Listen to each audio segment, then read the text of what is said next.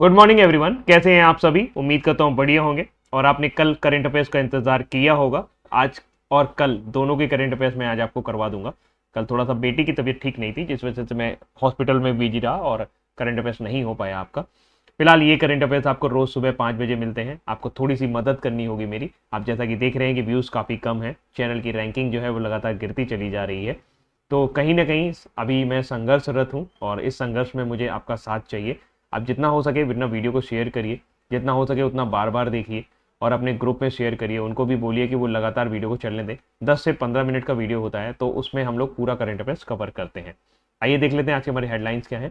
आज के हमारे हेडलाइंस में 1 से 7 अगस्त को मनाया गया विश्व स्तनपान सप्ताह मनाया जा रहा है। तो विश्व स्तनपान सप्ताह की जो शुरुआत हुई थी वो 1992 में पहली बार इसको मनाया गया था। WHO जो है वो मनवाता है इसको, उसके पीछे की संस्था है। और इस बार इसकी जो थीम रही है वो रही है क्लोजिंग द गैप। थीम क्या रही है मैं लिख देता हूं पूरी। Closing the gap and breast feeding support for all. Closing the gap breast feeding support for all, इसकी थीम रही है। इसका मेन मकसद यही है कि जो बच्चे हैं उनको अपनी माँ का दूध मिले ताकि उनको संपूर्ण आहार मिल सके। इनसे उन्हें मेनली रूप से कोलेस्ट्रॉल प्राप्त होता है। माँ के दूध में कोलेस्ट्रॉल पाया जाता है जो बच्चों के वृद्धि के लिए काफ़ी ज़्यादा आवश्यक होता है। इसके अलावा अगर ये शरीर से बाहर निकल जाता है और मतलब तो ये जो माँ होती है उसके लिए भी आपका गंभीर बीमारी होती है स्तन कैंसर, उससे भी बचाने में काफ़ी ज़्यादा योगदान देता है। एक स्टैटिक का प्रश्न यहाँ से बन सकता है कि फर्स्ट ब्रेस्ट फीड मिल्क जो बैंक जो है, पहला मिल्क बैंक इंडिया में जो ब्रेस्ट फीडिंग से था वो कहाँ पर ओपन किया गया था। तो ये आपका मुंबई में ओपन किया गया था और इसको 1989 में ओपन किया गया था। इस ब्रेस्ट फीडिंग मिल्क बैंक का नाम इसने यहाँ है और ये एशिया का भी पहला, इंडिया का भी पहला है और एशिया का भी पहला ब्रेस्ट फीडिंग मिल्क बैंक है। ठीक है, तो इसको याद रखिएगा। आगे बढ़ते हैं। भारत को IPEF की आपूर्ति श्रृंखला परिषद के उपाध्यक्ष के रूप में चुना गया। अब ये क्या है IPEF, तो ये पीछे पिक्चर को देखो थोड़ा सा आप। इंडो पैसिफिक इकोनॉमिक फ्रेमवर्क है ना। इसकी गठन कब किया गया था? ये 2022 में इसको गठन किया था जो बाइडन ने। और इसमें 14 देश जो हैं वो मिलकर के आपस में व्यापार करते हैं। ध्यान रखिएगा ये फ्री ट्रेड एग्रीमेंट नहीं है जैसा कि RCEP में है। ये एक तरह का आप देखिए कि पेड है, जनरल जो भी टैक्सेस वगैरह देशों को अप्लाई करने होंगे वो व्यापार पर वो अप्लाई करेंगे। बस इससे ये फायदा होगा कि एक जैसी टेक्नोलॉजी, एक जैसी चीजें हम लोग यूज कर सकते हैं। फिलहाल मुद्दा यह है कि इसकी जो बैठक आपकी जापान में हुई थी, अभी 14 देशों ने मिलकर के बैठक करी और उसमें ये किया कि 3 काउंसिल बनाई गई हैं।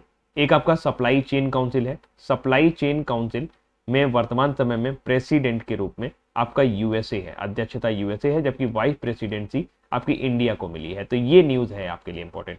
इसके अलावा एक और कमेटी है, एक और काउंसिल है और वो है crisis response network. Crisis response network में जो आपका प्रेसिडेंट है वो आपका साउथ कोरिया है, जबकि जो आपका वाइस प्रेसिडेंट चुना गया है वो आपका जापान को चुना गया है। इसके अलावा एक और है labour advisory board. Labour advisory board में वर्तमान समय में आपका प्रेसिडेंट जो है वो आपका USA है, जबकि आपका वाइस प्रेसिडेंट यहाँ पर फिजी को चुना गया है। तो 2022 में जो बाइडेन ने बनाया था इंडो पैसिफिक इकोनॉमिक फोरम और इसमें वर्तमान समय में 14 देश जो हैं वो शामिल हैं। पहली बार बहुराष्ट्रीय हवाई अभ्यास करवा रही है हमारी भारतीय वायुसेना। हमारी भारतीय वायुसेना के वर्तमान समय में जो हेड हैं वो है विवेक राम चौधरी। भारतीय वायुसेना जो है पहली बार मल्टीनेशनल एक्सरसाइज करा रही है। इसमें 51 देशों को हमने आमंत्रित किया है और ये 2 चरण में होगा।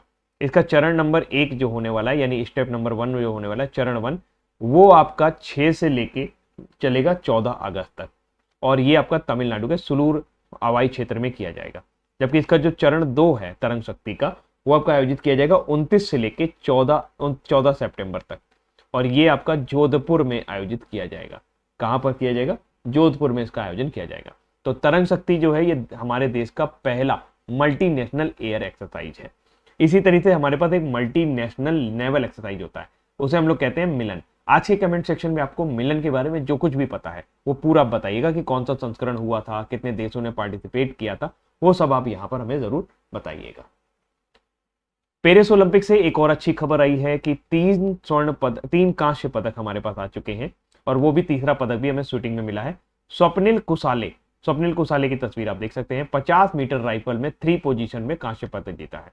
इससे पहले 2008 में राइफल प्रतियोगिता में अभिनव बिंद्रा ने हमें बीजिंग ओलंपिक में स्वर्ण पदक दिलवाया था।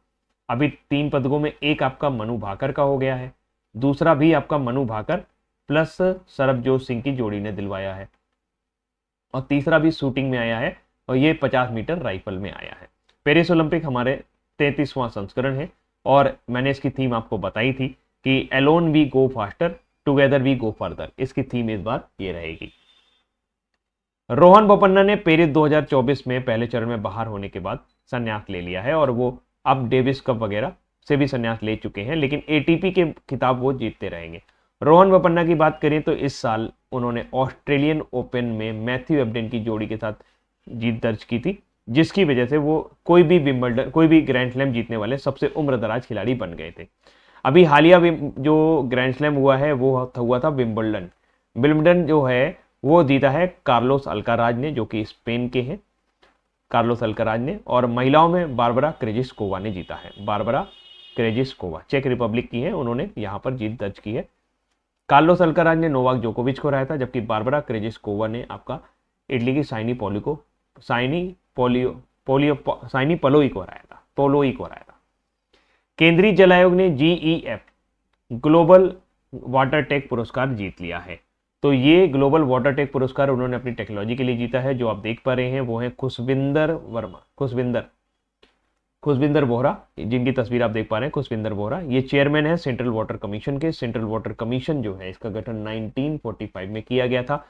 हमारा वाटर मिनिस्ट्री के अंतर्गत अब ये काम कर रहा है। वाटर मिनिस्टर वर्तमान समय में कौन है? CR पाटिल। तो इसके जो हेड है, इन्होंने अब हमारे जो पानी का जो सिस्टम है, यानी हमारे यहाँ जो भी चीज़ें हो रही हैं, निकासी की जो चीज़ें हो रही हैं, पानी को सही तरीके से प्रबंधन की जो चीज़ें हो रही हैं, उसके लिए वाटर टेक पुरस्कार मिला है। प्रीति सूदन बनी संघ लोक सेवा आयोग की नई चेयरपर्सन, और इस तरीके से ये दूसरी महिला है जो UPSC की चेयरमैन बनी है। UPSC की चेयरपर्सन बनने वाली पहली महिला थी रोज मिलियन मैथ्यू, जबकि उसके पहले चेयरमैन थे रॉस बेकर। स्वतंत्र भारत में पहले चेयरमैन बने थे HK कृपलानी। तो इस तरीके से मनोज सोनी के इस्तीफा देने के बाद प्रीति सूदन को UPSC का चेयरपर्सन बनाया गया है। UPSC हमारे संविधान में आर्टिकल नंबर 315 से लेके 323 तक आपको देखने को मिल जाएगा। UPSC के चेयरमैन का कार्यकाल 6 वर्ष होता है, और 65 वर्ष की आयु तक ये रह सकते हैं। विश्व शिल्प शहर प्रमाण पत्र प्राप्त करने वाला कश्मीर चौथा भारतीय शहर बन गया है। चौथा है तो पहला कौन है, दूसरा कौन है? देखिए एक्चुअल में क्या है, वर्ल्ड क्राफ्ट काउंसिल है। वर्ल्ड क्राफ्ट काउंसिल का स्थापना कमला देवी चट्टोपाध्याय द्वारा किया गया था। कमला देवी चट्टोपाध्याय द्वारा इसकी स्थापना की गई थी। जो भी हमारे शहर हैं, जो भी हमारे क्राफ्ट सिटीज हैं, जहाँ पर उनकी पूरी की पूरी जीविका जो चलती है, जो उनकी अर्निंग है, वो मेनली क्राफ्ट पर बेस है, उनको इसमें शामिल किया जाता है और पूरे विश्व में धरोहर के रूप में जाना जाता है। 1964 में इसका गठन इन्होंने किया था। अभी शहर जो बना था वो जयपुर था। जयपुर के साथ साथ मम्मलापुरम तमिलनाडु, ये दो लोग 2015 में बन गए थे, और मैसूर कर्नाटक ये 2018 में वर्ल्ड क्राफ्ट सिटी में शामिल किया गया था। आप कंफ्यूज मत होइएगा, यूनेस्को का एक होता है CCN क्रिएटिव सिटीज नेटवर्क, तो UNCCN जो है ये आपका अलग है, इसमें आपको कंफ्यूज नहीं होना है। इसमें भारत के वर्तमान समय में 8 शहर जो हैं वो शामिल हो चुके हैं। कितने शहर शामिल हो चुके हैं? 8 शहर जो हैं वो शामिल हो चुके हैं। अभी हाल ही में Assam Kozhikode Kerala city of literature के रूप में, और आपका दूसरा है ग्वालियर सिटी ऑफ म्यूजिक के रूप में इसमें शामिल हुआ है। ये क्रिएटिव सिटी नेटवर्क एकदम अलग है, ये दोनों 2023 में शामिल हुए हैं। Kozhikode Kerala city of literature and Gwalior city of music के रूप में। तो ये 8 शहर हैं, तो ये बिल्कुल अलग है और ये बिल्कुल अलग है। तो वर्ल्ड क्राफ्ट काउंसिल आपको बता दें, इसके लिए हमारा जो सर्टिफिकेट प्राप्त हो गया है वो कश्मीर को प्राप्त हुआ है। गूगल के CEO सुंदर पिचाई को IIT खड़गपुर ने डॉक्टरेट की मानद उपाधि से सम्मानित किया है। ये सुंदर पिचाई हैं और इनकी वाइफ है अंजलि पिचाई। दोनों ही IIT खड़गपुर से पास आउट हैं, और अभी उनके अच्छे काम के लिए टेक्नोलॉजी में IIT खड़गपुर ने उनको डॉक्टरेट की मानद उपाधि से सैन फ्रांसिस्को में जाकर सम्मानित किया। यूपी सरकार ने लव जिहाद के आरोपियों के लिए एक आजीवन कारावास का प्रस्ताव रखा है। ये विधेयक अभी आने वाला है, इसको देखते हैं कब आएगा ये। फिलहाल इसमें यह किया गया है कि लव जिहाद के जो भी आरोपी होंगे उनको आपका उम्र कैद की सजा दी जाएगी। अभी तक क्या होता था, जब तक आप विवाह न कर ले तब तक इस तरह की सजा का प्रावधान नहीं था, और अधिकतम 10 साल की सजा का प्रावधान था। अब इसमें उम्र कैद की सजा का कोई भी व्यक्ति धर्मांतरण करता है, कोई भी व्यक्ति अपना रिलीजन चेंज करना चाहता है तो उसे 2 महीने पहले मजिस्ट्रेट को इसकी सूचना देनी होगी। इसका मेन मोटिव यह है कि कोई भी व्यक्ति किसी भी तरीके से धर्मांतरण ना करवा सके। लेफ्टिनेंट जनरल विकास लखेरा को आसाम राइफल्स का महानिदेशक बनाया गया है। पीसी नायर की जगह उन्होंने ली है। आसाम राइफल जो है वो भारत का सबसे पुराना पैरामिलिट्री फोर्स है। 1835 में इसका गठन किया गया था। पहली बार पेरियार टाइगर रिजर्व जो कि केरल में है, वहां पर बिजली उत्पादन के लिए पवन टरबाइन इस्तेमाल किया गया है। 1 किलोवाट का ये पवन टरबाइन है। इस तरह से पेरियार टाइगर रिजर्व भारत में पवन बिजली परियोजना पाने वाला, पवन टरबाइन पाने वाला पहला टाइगर रिजर्व है। वर्तमान समय में भारत में 55 टाइगर रिजर्व है। धौलपुर करौली टाइगर रिजर्व भारत का सबसे नया टाइगर रिजर्व है। वी वेदाचलम को 2024 का वी वेंकैया एपिग्राफी पुरस्कार दिया गया। एपिग्राफी का मतलब होता है शिलालेख अध्ययन, यानी कि जो आपके पुरातत्व से निकलते हैं ना शिलालेख, पुराने पत्थरों पर जो लेखन किया गया उसको पढ़ने के लिए, उसके ऊपर अध्ययन करने के लिए जो है वो इनको पुरस्कार दिया गया है। वी वेंकैया को आपका विश्व का सर्वश्रेष्ठ एपिग्राफी एक्सपर्ट में से माना जाता था। उन्हीं के नाम पर यह पुरस्कार वी वेदाचलम को दिया गया है। वहीं लुइस हैमिल्टन ने Formula 1 Rolex Belgian Grand Prix जीत ली है। तो मर्सिडीज के ड्राइवर लुइस हैमिल्टन ने बेल्जियन ग्रांड प्री 2024 को जीत लिया है। तो ये रहे हमारे आज के इंपॉर्टेंट करंट अफेयर्स और उम्मीद करते हैं। अच्छा, एक और चीज है, पूर्व भारतीय क्रिकेटर और कोच अंशुमन गायकवाड़ का निधन हो गया। अंशुमन गायकवाड़ ब्लड कैंसर से पीड़ित थे। लंदन में अपना इलाज करा रहे थे। अभी हाल फिलहाल वो गुजरात लौट आए थे। 1 करोड़ रुपए की राशि जो है वो बीसीसीआई ने उनको दी थी उनके इलाज के लिए, लेकिन अभी हाल फिलहाल उनका निधन हो गया है। अंशुमन गायकवाड़ जो है भारत के क्रिकेटर रहे हैं, टेस्ट भी खेले हैं और उन्होंने वनडे मैच भी खेले हैं। तो फिलहाल ये रहे हमारे आज के इंपॉर्टेंट करंट अफेयर्स। उम्मीद करते हैं ये करंट अफेयर्स आपको पसंद आए होंगे। अभी के लिए इतना ही रखते हैं। Thank you so much, bye bye, take care, ध्यान रखिएगा अपना।